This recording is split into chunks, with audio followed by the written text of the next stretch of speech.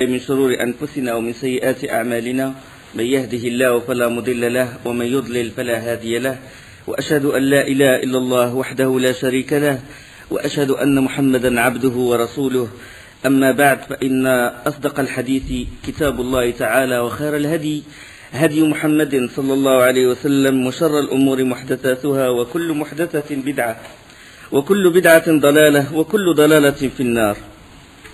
Quand Urwa ibn Mas'ud est allé voir Quraysh, il était dans le camp où se trouvait le prophète sallallahu alayhi wa sallam, dans la plaine de l'Hudaybiyah.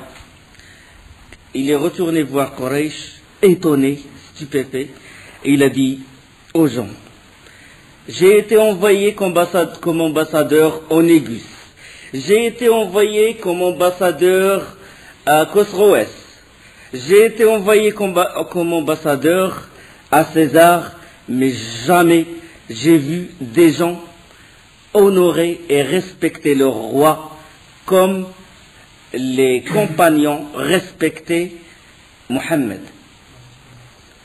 À peine il parle, il donne un ordre, ça y est, l'ordre est déjà accompli. Quand il parle, il se taise. Il ne le dévisage même pas. Quand il fait ses ablutions, il se précipite pour recueillir l'eau qui tombe de l'eau qu'il sert à ses ablutions. Il a dit: je n'ai jamais vu des gens respecter un roi comme les compagnons respectaient le prophète sallallahu alayhi wa sallam. Et il a dit, il vous a donné, il vous a proposé quelque chose, il vaut mieux, il vous a proposé, il vous a fait une concession amiable, acceptez-la donc, ça sera bien pour vous. Parce que si jamais vous le combattez, ses compagnons ne vous laisseront jamais tranquilles. Ils ne vous laisseront jamais tranquilles. Puis, le prophète sallallahu alayhi wa sallam, qu'est-ce qu'il a fait? Il a ordonné, il a donné son chameau, un chameau à lui qui s'appelle Al-Tha'lab, et il l'a donné à un homme, de la tribu de Khuza'a, qui s'appelle Khurash ibn Umayya al-Khuza'i. Il l'envoya comme émissaire à Quraysh. À son arrivée, dès qu'il est arrivé au camp où se trouvait Quraysh, ils tuèrent le chameau. Ils ont tué le chameau sur lequel montait Khurash ibn Umayya al-Khuza'i. Et ils ont failli tuer cet émissaire-là, n'eût été que le Hulays et les autres Ahabish intervinrent pour sauver cet homme-là, et ils lui ont sauvé la vie et lui permirent de retourner au camp où se trouvait le prophète sallallahu alayhi wa sallam. Le Hulays, on a parlé de le Hulays, c'est le notable des Ahabish. Les Ahabish, c'est une tribu qui regroupe les affranchis de différentes tribus. Et c'est un homme qui respectait beaucoup les offrandes, qui respectait beaucoup ce que les pèlerins sacrifient pour Allah dans le sanctuaire. Et là, les Quraysh, ils veulent s'assurer davantage. D'accord, ils ont envoyé Urwa ibn Mas'ud, ils ont envoyé Budayl ibn Warqa, ils ont envoyé beaucoup de monde, mais ils n'étaient pas sûrs. Ils voulaient savoir qu'est-ce qu'il voulait le prophète sallallahu alayhi wa sallam. Que voulait-il exactement? D'accord, il est en tenue de ihram, mais il a les armes sur les montures. Et pourquoi il n'est pas rentré? Pourquoi il n'est pas rentré par force dans le sanctuaire? Et ils ont voulu s'assurer. Qu'est-ce qu'ils ont fait? Ils ont envoyé 80 hommes armés. 80 jeunes hommes armés. Ils ont dit, et leur ont demandé de prendre en captivité un des compagnons du prophète sallallahu alayhi wa sallam. Comme ça, ils le ramenèrent et ils l'interrogèrent pour s'assurer de ce que veut le prophète sallallahu alayhi wa sallam. Dès que ces 80 hommes s'approchèrent, le prophète sallallahu alayhi wa sallam, il était vigilant. Il avait toujours ses gardiens. Dès que ces 80 hommes s'approchèrent, ils furent encerclés par les compagnons du prophète sallallahu alayhi wa sallam. Tous pris en captivité. Ils ont voulu prendre un ou deux hommes. Maintenant, les 80 hommes sont pris en captivité. Et quand les Quraysh ils furent informés que les 80 hommes ont été pris en captivité, ils ont dit, ça y est, il a voulu nous combattre, et ils se préparèrent à combattre. Et là, le prophète sallam, il a libéré les 80 hommes. Il a dit, retournez pour dire aux Quraysh que nous ne voulons pas combattre. Nous sommes ici pour faire la Umrah. Ça veut dire le petit pèlerinage. Et il libéra les 80 hommes. Et puis quand le prophète sallam, il a réfléchi, il a dit, les Quraysh, ils sont têtus, ils ont envoyé des émissaires, ils ont voulu prendre en captivité un de ses compagnons. Il a dit, bon, ce que je vais faire maintenant, c'est parlementer avec le chef, Abu Sufyan. Je vais parlementer directement, je vais lui envoyer un émissaire qui lui parle directement. Pour épargner tout combat ou pour dialoguer, pour conclure un accord. Et il appela Omar ibn Khattab. Il a dit, tu vas discuter avec Abu Sufyan. Omar ibn Khattab, il s'excusa. Il dit, envoyé d'Allah, tu connais jusqu'à quel point je haïs ces gens-là, jusqu'à quel point ils me haïssent, et il n'y a personne de mon clan, les Bani Adi, qui est capable de me défendre si jamais il y a quelque chose entre nous. Parce que je ne vais pas les supporter, il se peut que je vais tuer l'un de leurs, ils vont me tuer. Et puis il a dit au prophète sallam, je te propose d'envoyer quelqu'un qui a une parenté là-bas, qui a des gens qui le défendent. Envoie Othman. Othman ibn Affan, il fait partie de Bani Umayya. Et Abu Sufyan, il fait partie de Bani Umayya. Donc, Othman ibn Affan, il a ses parents à la Mecque, ils peuvent le protéger. Et le prophète sallallahu alayhi wa sallam, il accepta la proposition de Omar et envoya Othman. Il fut accueilli par Aban ibn Saïd ibn al-As. Aban ibn Saïd ibn al-As, c'est un proche parent de Othman. Dès qu'il est rentré dans le haram, dès qu'il est rentré dans la frontière, il fut accueilli par cet homme-là qui fait partie de Bani Umayya. Et Aban ibn Saïd, il est associateur, il descendit de sa monture et il fit monter Othman, radiyallahu anhu. Et se mit derrière lui, il appela les gens, il a dit, moi, je protège Othman, personne ne le touche. Et il le conduisit jusqu'à Abu Sufyan et les notables de Quraysh.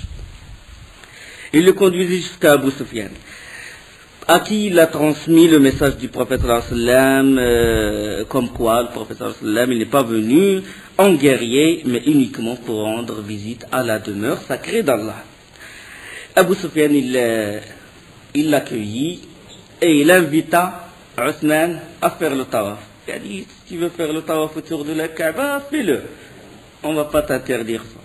Il a dit, par Allah, je ne le ferai jamais, avant que le prophète sallallahu alayhi wa sallam ne le fasse. Et puis, il a transmis le message, et puis il a dit, il s'est préparé pour quitter la Mecque. Et Abu Sufyan, il n'a fait ça, il l'a pris en otage. Il a dit, tu ne vas pas partir, tu restes. Tu restes jusqu'à ce qu'on conclue un accord. Tu restes. Et le prophète sallam, il attendait Othman n'est pas venu. Et puis que les rumeurs commencent à circuler, on sait que les rumeurs, ils agrandissent. Et puis l'information fut parvenue, modifiée au prophète sallam, comme quoi Othman a été tué. Othman a été tué. Quand le prophète sallam, il fut informé que Othman a été tué, il appela les compagnons. Et il décida de combattre. Donc le hadith où il y a l'envoi de Khurash et l'envoi de Othman et la fausse information, il est rapporté par l'imam Ahmed et dans son Musnad, et par Ibn Hisham et par Ibn Sa'd fi Tabaqat et Tabari, c'est un hadith authentique. Et donc il invita les compagnons à prêter le serment à combattre. Serment, selon des versions, c'est un serment de ne pas fuir. Selon d'autres versions, serment de la mort. C'est-à-dire, ils doivent combattre jusqu'à la mort. Ma'qal ibn Yasar était à côté du prophète sallallahu alayhi wa sallam, il tenait une branche, le prophète sallallahu alayhi wa sallam était sous un arbre. Et il appela les gens à prêter le serment d'allégeance, c'est-à-dire le serment de la mort, ou de ne pas fuir. Le premier à avoir prêté serment, c'est Abu Sinan Abdullah ibn Wahb al-Usdi. Le hadith il est rapporté par Al-Bayhaqi dans Dalail et dans l'Isaba. C'est un hadith authentique. Le premier à avoir prêté serment. Il a dit, je prête serment, soit le triomphe, soit tomber martyr, fi sabilillah. Et puis le prophète sallallahu alayhi wa sallam, il appela Salama ibn al-Akwa, radiyallahu anhu. Il a dit, oh Salama, viens prêter serment. Il a dit, oh envoyé d'Allah, j'étais parmi les premiers à avoir prêté serment. Il a dit, oui, je sais, mais refais-le une deuxième fois. Et il l'a refait. Il a prêté serment au prophète sallallahu alayhi wa sallam. Et puis, il y a 1400 hommes, c'est long. Puis le prophète sallallahu alayhi wa sallam, oui, il a vu Salama ibn al-Akwa sans armes. Et il lui a donné un bouclier. Il a dit, voilà, s'il y a un combat, tu vas te défendre avec ça. Et il a donné ce bouclier-là. Il a prêté le serment avec les compagnons, puis il a rappelé de nouveau Salama ibn al-Akwa. Oh Salama, viens, n'as-tu pas prêté serment? Il a dit, oh envoyé d'Allah, je viens de prêter serment au début ou au milieu. Il a dit, refais-le. Et puis il a dit, où est-ce qu'il est ce bouclier que je t'ai donné? Il a dit, oh envoyé d'Allah, j'ai vu un compagnon sans armes, il n'a rien du tout, et je lui ai donné. Lui, il est sans armes, et il a donné le bouclier à son frère pour se protéger s'il y a un combat. Subhanallah. Et puis le prophète sallallahu alayhi wa sallam a souri, il lui a dit un proverbe d'antan comme une personne qui a invoqué Allah, il a dit, donne-moi un ami qui est plus cher que moi-même, que j'aime plus que moi-même. Il a dit ta semblance est celle de l'homme qui est d'antan, qui a dit, oh Allah, donne-moi quelqu'un que j'aime plus que moi-même. Le hadith est rapporté par Muslim, hadith 1807, Abu Daoud et Al-Bayhaqi. Donc on déduit qu'il est autorisé de refaire le pacte, c'est-à-dire que le bay'a, c'est ce qu'on appelle le bay'a. L'émir, il est autorisé de rappeler quelqu'un une deuxième fois, de le reconvoquer pour refaire le pacte avec lui s'il sait que cet homme-là est très important dans le combat. Parce que le prophète sallallahu alayhi wa sallam, il dit sur Salama ibn al-Akwa, il dit sur lui, khayru rijalatina Salama ibn al-Akwa. Le meilleur de nos hommes qui sait bien combattre à pied, c'est Salama ibn al-Akwa. Le meilleur de nos fantassins, c'est ça? Le meilleur de nos fantassins, c'est Salama ibn al-Akwa.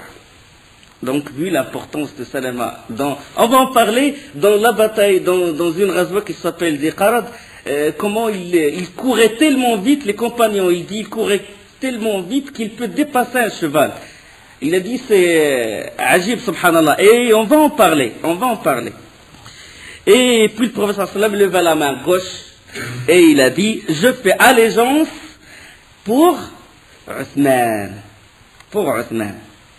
Il a dit, je fais allégeance pour Othman. Hadi yadi Othman. Et les compagnons, ils ont dit, par Allah, la main gauche du prophète sallallahu alayhi wa sallam, ils vont mieux que notre main droite. Radiyallahu anhu. Tous ont prêté serment avec le prophète sallallahu alayhi wa sallam, sauf, on a parlé d'un hypocrite qui était avec eux. Il s'appelle Jadd ibn Qais. Et cet hypocrite, il tenait à se cacher derrière, sous le ventre de son chameau. Il se cachait comme ça. Mais il ne passa pas inaperçu devant Jabir. Jabir ibn Abdillah, radiyallahu anhu, il a dit, je l'ai vu blotter sous le ventre de son chameau.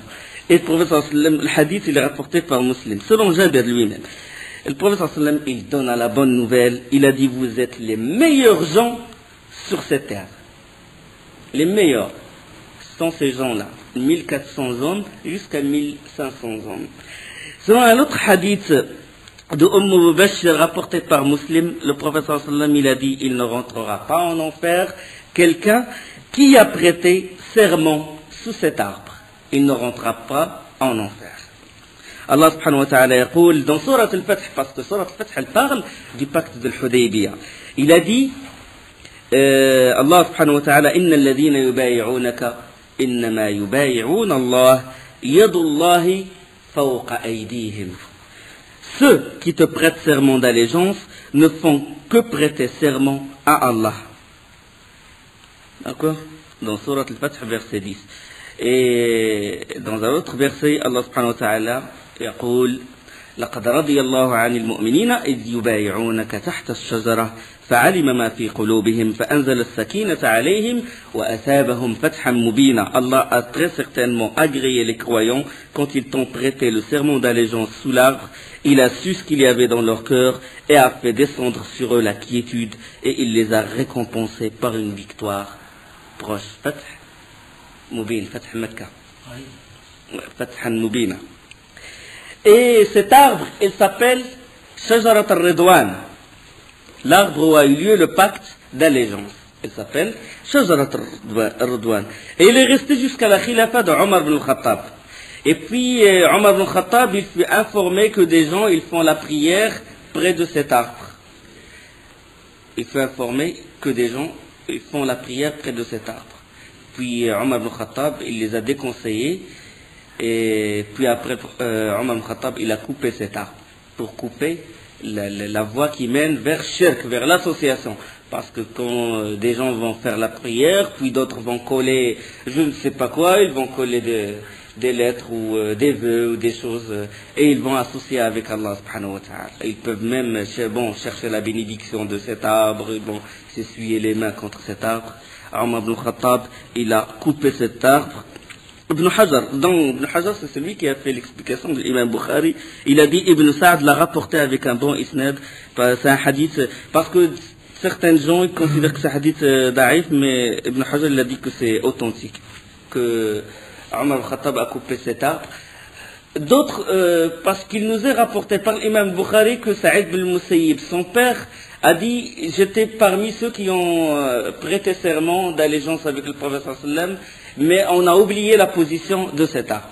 Donc soit position oubliée ou coupée par Omar ibn Khattab, de toute façon, la voie qui mène vers l'association a été barrée. Donc, ayant eu connaissance de ce serment, les Quraysh, ils ont pris peur.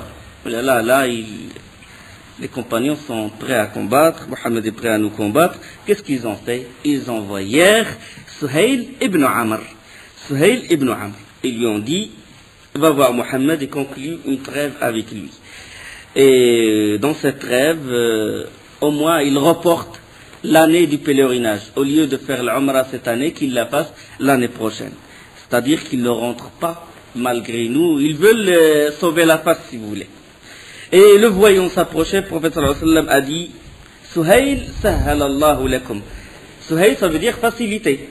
Donc, Suhail s'appelle Suhail. Donc, le prophète sallallahu alayhi wa sallam, quand il a vu, il a dit, Suhail, Allah va vous faciliter votre affaire. Pourquoi? Parce que Suhail, c'est un homme, on ne l'envoie que pour négocier. Ministre des Affaires étrangères, si vous voulez, actuellement. Et ils se sont réunis, il s'est réuni avec le prophète sallallahu alayhi wa sallam. Ils discutèrent longuement. Avec Suhail, il y avait Mikraz, il y avait Huwaytab, il y avait d'autres notables. Et du côté du prophète sallallahu alayhi wa sallam, bien sûr, il y avait Abu Bakr, Omar, Ali, Mohammed ibn Maslama et d'autres. Et les pourparlers, ils aboutirent à l'accord. Ils se sont convenus de déposer le fardeau de la guerre pour 10 ans. Solh. Fardeau de la guerre. Pas de guerre durant 10 ans. Une trêve. Pendant ces 10 ans-là, les hommes, ils vivront en sécurité et ne feront entre eux aucune violence à condition que quiconque des Quraysh viendra à Mohammed le renverra à Quraysh. Bien que cet homme soit un musulman. Si par exemple un homme qui fait partie qui habite à la Mecque et qui se convertit à l'islam et il veut rejoindre le prophète sallallahu alayhi wa sallam, conformément à cet accord, il le renvoie à Quraysh. Et quiconque qui fait partie des compagnons du prophète sallallahu alayhi wa sallam, s'il rejoint les Quraysh, ils ne le renverront pas. Donc en apparence, l'accord est en faveur de Quraysh. Et quand les compagnons ils ont entendu ça, ils ont dit subhanallah, comment un musulman qui vient chez nous, on doit le renvoyer. Donc c'était ça l'accord qui a été conclu entre le prophète sallallahu alayhi wa sallam et Suhail ibn Amr. Et dans cet accord, ils ont dit que les sentiments de haine réciproque doivent être maîtrisés, pas de traîtrise, pas de rapine, point de filonie, etc. Pas de vol, pas de... Ils ont voulu que leur caravane soit en sécurité. Et ils ont dit aussi que quiconque souhaitera entrer dans le lien et le pacte de Mohammed, qu'il le fait, et quiconque souhaitera entrer dans le pacte et le lien de Quraysh, qu'il le fait. Aussitôt, Khuza'a, les notables de la tribu de Khuza'a, ils se levèrent, ils ont dit, nous rentrons dans le lien et le pacte de Mohammed. Ça veut dire tout ce qui s'applique sur le prophète sallallahu alayhi wa sallam, il s'applique sur eux. Et la tribu de Bani Bakr, ils déclarèrent aussi, ils ont dit, nous rentrons dans le lien et le pacte de Quraysh.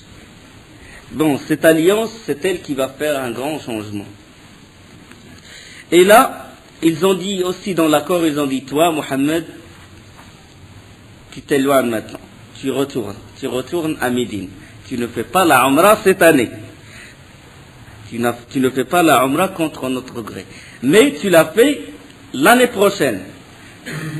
Tu l'as fait l'année prochaine. Tu rentres à la Mecque, nous quitterons la Mecque et on te laisse 3 jours. On te laisse 3 jours. Et tu ne prends pas d'armes. Tu ne prends que l'arme du voyageur. Et tu ne brandis pas l'arme. Parce que le fait de brandir l'arme, ça veut dire, ils disent, tu ne montres pas ta fierté devant nous. Et 3 jours seulement.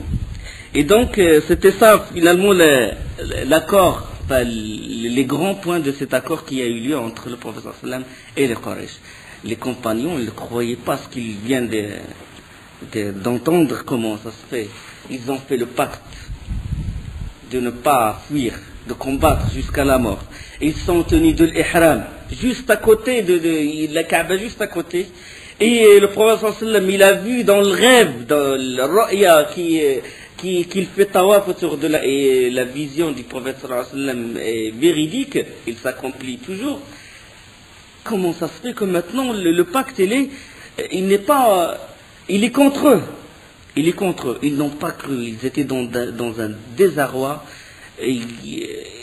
dans un silence maussade, si vous voulez. Et là, le prophète sallallahu alayhi wa sallam, qu'est-ce qu'il a fait? Il appela Ali. Le pacte n'a pas été encore écrit. Il appela Ali pour écrire ce traité-là. Et là,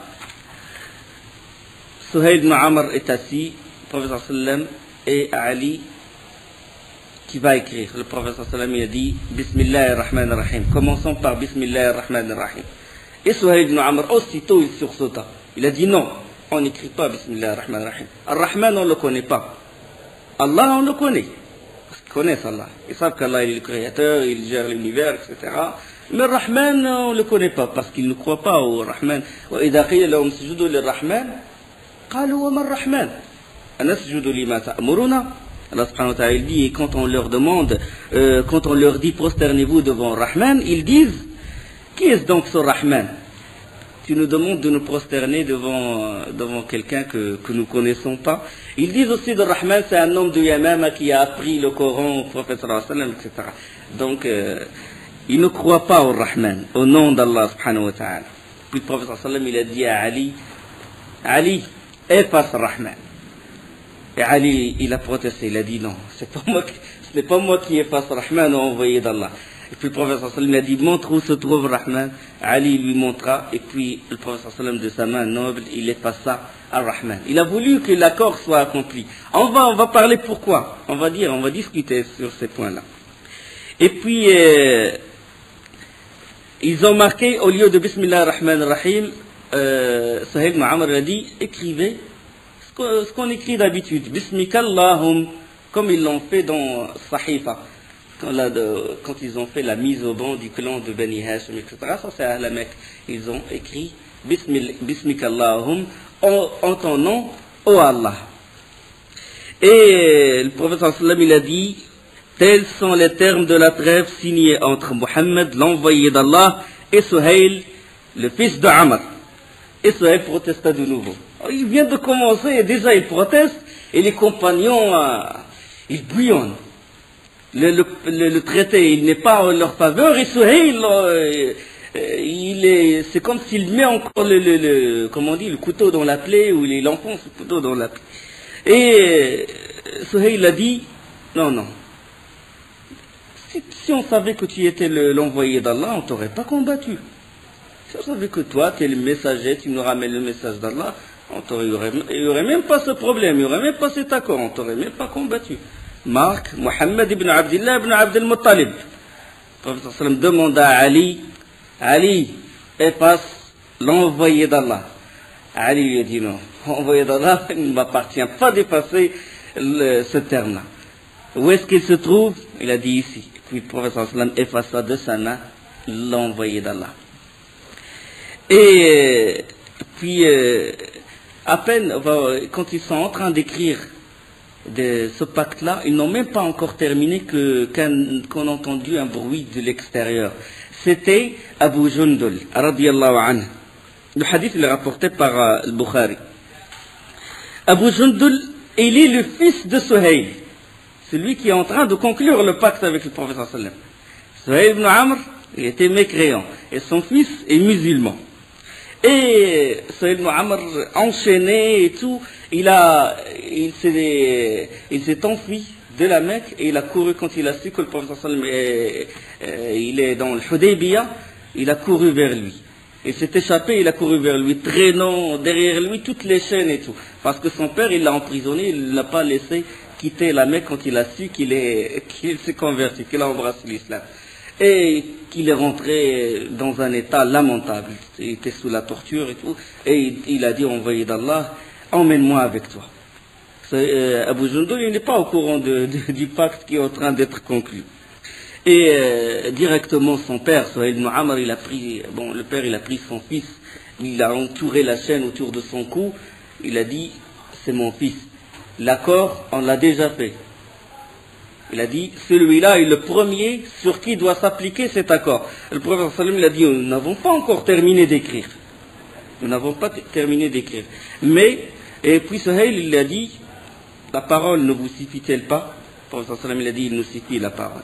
Parce que dans le fiqh, même si l'accord s'effectue comme ça par la parole, même si on ne l'écrit pas, l'accord, ça y est, il est conclu, c'est-à-dire il s'applique. Même avec la parole, il s'applique.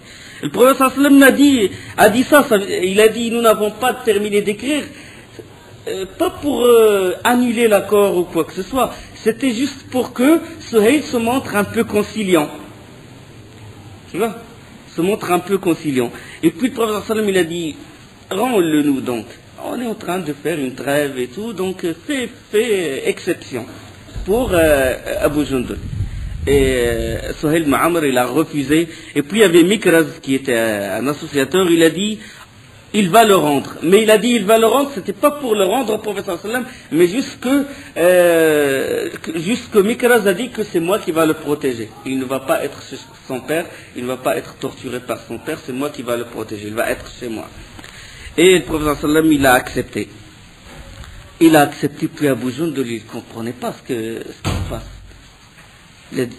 Il vient au prophète sallam pour que le prophète sallam le protège, et le prophète sallam le rend aux mécréants, il commence à s'écrier. Oh musulmans, envoyés d'Allah, vais-je être restitué aux idolâtres alors que je suis musulman? Ils vont m'éprouver dans ma religion, je risque d'apostasier ma religion. Et son père, il le traînait pour le rendre aux mécréants. Il a pris comme ça par la chaîne et les compagnons sont en train de regarder sans pouvoir réagir. Parce que le prophète sallam, il a décidé ainsi.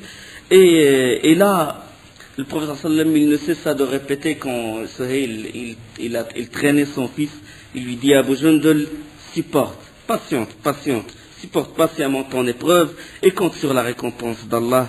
Allah saura te pourvoir, ainsi qu'aux autres opprimés, une issue heureuse. Il va trouver une issue, faraj, Inch'Allah. Il a dit, nous avons conclu un accord, un arrangement avec ces gens-là, et nous devons respecter mutuellement cet accord.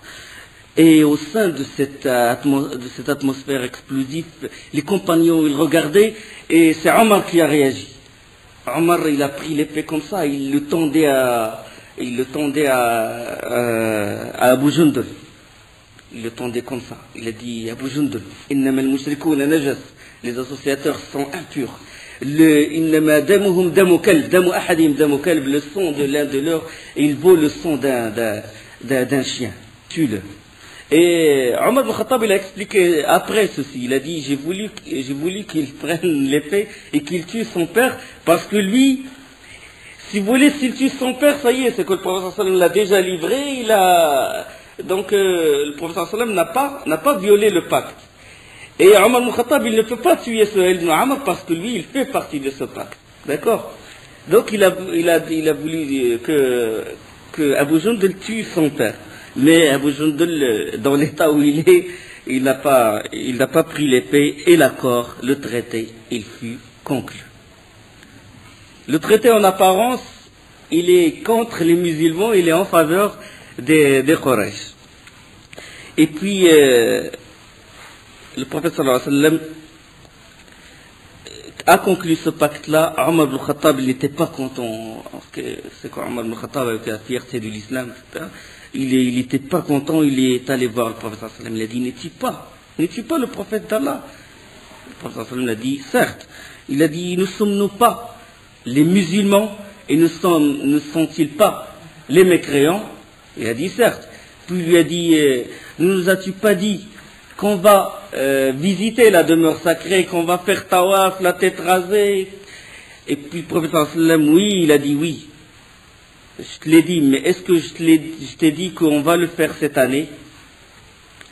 Est-ce que je t'ai dit qu'on va le faire cette année? Et Omar ibn Khattab, il ne se tue pas, mais il a dit, alors pourquoi on va accepter de nous humilier contre le déshonneur de notre religion? Comment? On est nos morts sont au paradis, leurs morts sont en enfer, alors comment se fait-il qu'on va nous humilier devant eux? Et le prophète sallam, il a dit, je suis l'envoyé d'Allah et je ne lui désobéirai jamais. Et Omar ibn Khattab, malgré ça, il est resté bouillant d'indignation et il alla voir Abu Bakr. Il tint les mêmes propos à Abu Bakr, lui dit, nous ne sommes pas les musulmans et eux les mécréants, nous ne sommes pas dans la vérité, pourquoi acceptons alors de nous humilier contre l'honneur de notre religion? Abu Bakr lui dit, c'est l'envoyé d'Allah, il faut l'obéir et Allah subhanahu wa ta'ala, il ne l'abandonnera jamais. Donc, enfin, tous les compagnons, ils étaient avec l'avis de Omar ibn Khattab, sauf Abu Bakr, plus avant, qui était du même cœur que le prophète sallallahu alayhi wa sallam. Mais bien sûr, Omar ibn Khattab, parce qu'il y a des gens qui critiquent Omar ibn Khattab sur pourquoi il est intervenu ainsi. Mais ça, ce n'est pas un défaut de Omar ibn Khattab, c'est une qualité. Ce n'est pas un défaut.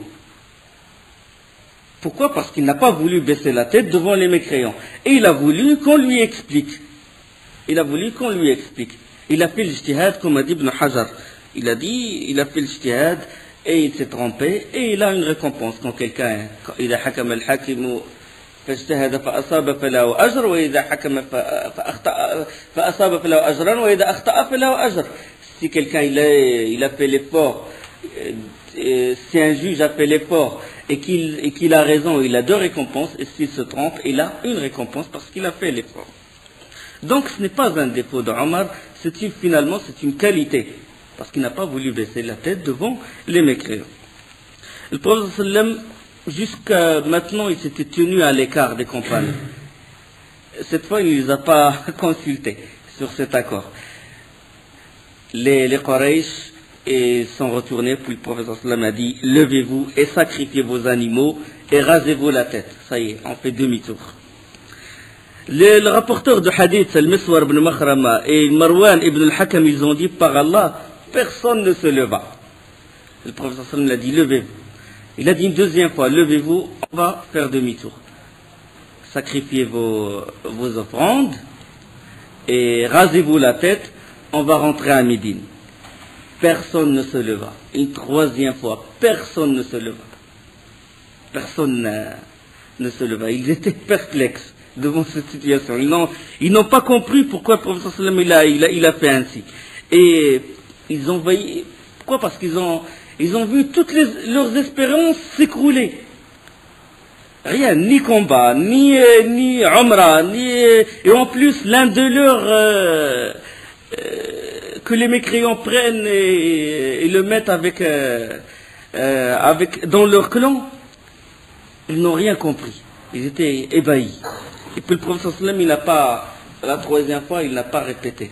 Il a craint que si la quatrième fois il leur demande et qu'ils ne répondent pas, il risque que le châtiment d'Allah tombe sur eux. Et il rentra directement dans sa tente, et il y avait sa femme, Salama radiyallahu anha, une femme de très bon conseil. On sait que subhanallah, des fois les femmes, elles donnent des très bons conseils. C'est pour ça qu'il est recommandé dans la religion que l'homme, il consulte sa femme. Il ne l'avait pas carrément à l'écart. Salama radiyallahu anha, quand il a vu le prophète sallallahu alayhi wa sallam dans son état, il lui a fait le récit de ce qui s'est passé, et lui a dit au prophète d'Allah, ne leur parle pas. Ne leur parle pas parce qu'ils étaient attristés à cause des concessions que tu as données pour la trêve, et le retour sans rentrer à la Mecque. Sacrifie ton offrande, appelle ton coiffeur sans leur parler, ils vont te suivre. Ne parle à personne. Le prophète sallam sortit aussitôt de chez Salama, il sacrifia son offrande, le chameau, et appela son coiffeur, Khurash ibn Umayya ibn al-Fadl al-Khuza'i, qui lui rasa la tête et se défie de sa tenue de l'Umrah. Donc quand quelqu'un il veut faire le pèlerinage et qu'il est bloqué par des ennemis, que les gens l'interdisent de rentrer dans le haram, il se défait de son ihram, et s'il ramène l'offrande, c'est-à-dire la bête qui est destinée à être sacrifiée pour Allah, il la sacrifie et il se rase la tête et il retourne. Et donc quand les compagnons ont vu le prophète sallam se raser la tête, immédiatement tous se levèrent et allèrent faire leur sacrifice.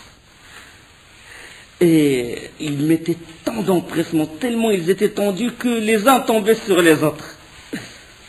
Quand ils ont vu le prophète sallam, ça y est, maintenant la chose est imminente, il faut faire demi-tour.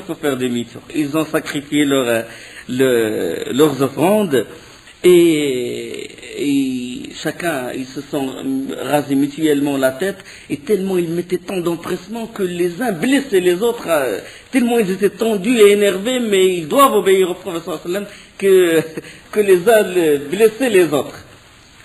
Et bon, on peut déduire de ça, la da'wa par le comportement est très important. Vous voyez, le prophète sallam, quand il leur demanda de sacrifier, de se raser la tête, personne n'a obéi, mais quand lui-même il l'a fait, ils l'ont tous suivi. Donc, quand on propage et quand on met en pratique la chose qu'on propage, il a plus d'effet sur les gens. Et quand ils se sont rasés, le prophète sallam, il s'écria, il a dit qu'Allah bénisse ceux qui se sont rasés. Et les compagnons, ils ont répondu, et ceux qui ont juste écourté le cheveu envoyé d'Allah. Et le prophète sallam répéta une deuxième fois, qu'Allah bénisse ceux qui se sont rasés. Et les compagnons, ils ont répondu, ils ont dit au envoyé d'Allah, et ceux qui s'étaient juste coupé les cheveux. Et le prophète sallam, troisième fois, il a dit, qu'Allah bénisse ceux qui se sont rasés. Et ils ont répondu, et ceux qui ont juste écourté les cheveux, et la quatrième fois, le prophète sallam a dit, et ceux qui s'étaient juste coupé les cheveux. On posa la question au prophète sallam, lui demanda, pourquoi tu as favorisé les gens qui se sont rasés la tête? Le prophète sallam lui a dit, parce qu'ils n'ont pas douté. Ça veut dire, quand ils ont vu le prophète sallam raser sa tête, ils l'ont rasé eux-mêmes.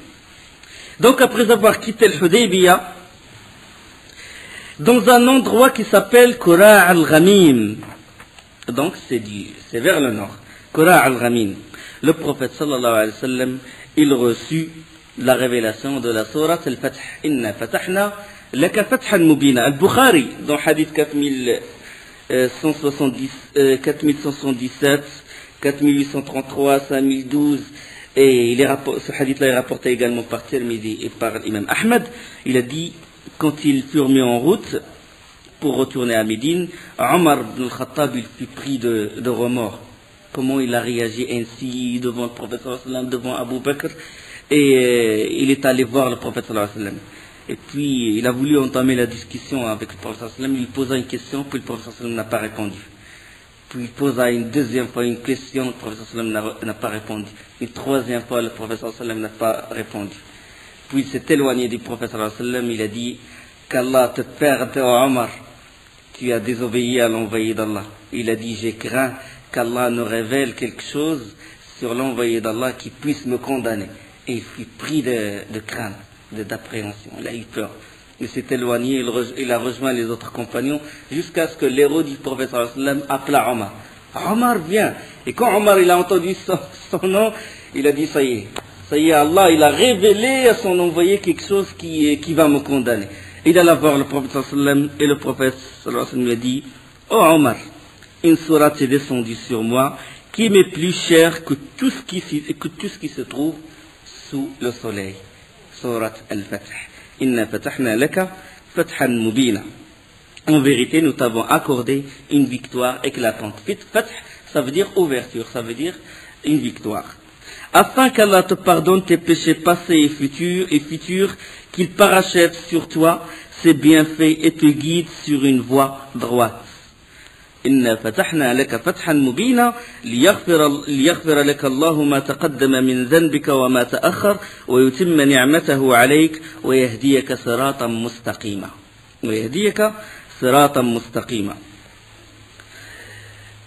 Dans le hadith de Majma' ibn Jariya, rapporté par Abu Daoud, un homme, il dit, envoyé d'Allah, c'est un fath, c'est une victoire.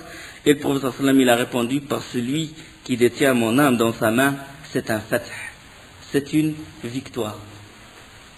Alors qu'en apparence, ce n'est pas une victoire. Donc fath, ça veut dire Al-Hudaybiyah, le pacte lui-même, ce pacte-là ce pacte que quand on le lit au début, on croit que c'est en faveur des mushrikines, des associateurs, alors qu'il ne l'est pas. Alors que ce fath-là ne l'est pas. On va parler pourquoi, on va dire pourquoi.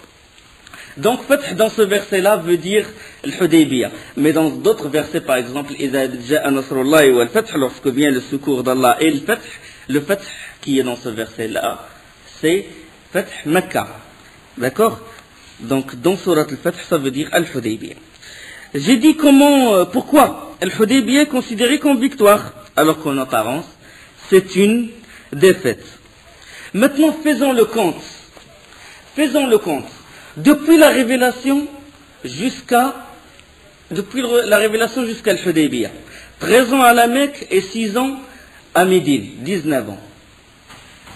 Le bilan, 1400 vrais croyants qui ont été avec le prophète sallallahu alayhi wa sallam. D'accord? Entre Al-Hudaybiyah et la prise de la Mecque, même pas 2 ans. Ceux qui sont rentrés à la Mecque avec le prophète sallallahu alayhi wa sallam étaient au nombre de 10 000. 10 000, qu'est-ce qui a changé? Qu'est-ce qui a fait de ce grand changement? C'est que quand il y avait l'accord entre le prophète sallallahu alayhi wa sallam et Quraysh, il y a une chose très importante, c'est que la porte de la da'wah fut ouverte. Ça veut dire que les Quraysh qui bloquaient, qui essaient d'éteindre la lumière d'Allah, maintenant ils sont en accord, ils sont dans une trêve avec le prophète sallallahu alayhi wa sallam. D'accord? Donc ils ne vont plus lui barrer le chemin. Il n'y a plus maintenant d'Abu Lahab ou des gens comme Nadr ibn al-Harith, comme Abu Jahl, qui ont essayé de toute leur force barrer le chemin d'Allah, qui ont d'étouffer la da'wah du prophète sallallahu alayhi wa sallam. Quand il y avait la trêve, le prophète sallallahu alayhi wa sallam les a isolés. Ça veut dire qu'ils lui ont laissé le chemin de faire la da'wah. D'aller voir les autres tribus, d'aller propager. Donc, quand la porte de la da'wah fut ouverte, quand il n'y a pas des gens qui ressemblent à Abu Lahab, quand il n'y a pas des gens qui ressemblent à Abu Jahl, et il y a toujours des gens qui ressemblent à Abu Lahab, il y a toujours des gens qui ressemblent à Nadr ibn al-Harith. Ibn al-Harith, quand il essaie de rivaliser avec le prophète sallallahu alayhi wa sallam, il essaie de faire une pression médiatique, ou quand il racontait lui aussi des histoires en Quraysh, il leur dit quand il leur disait par quoi le prophète sallallahu alayhi wa sallam est meilleur orateur que moi. Là, quand l'islam il est présenté aux gens pur, simple, l'islam, mais pas n'importe quel islam, l'islam dont dit Allah subhanahu wa ta'ala, inna ad-dina 'inda Allah l'islam. La religion acceptée par Allah, c'est l'islam. L'islam, cet islam-là, qui se trouve dans le Coran, pas l'islam qui est entaché par les innovations. Quand cet islam pur est présenté aux gens, les gens ils rentrent en islam. Les gens ils l'acceptent. Dans leur fitra, ils acceptent cet islam.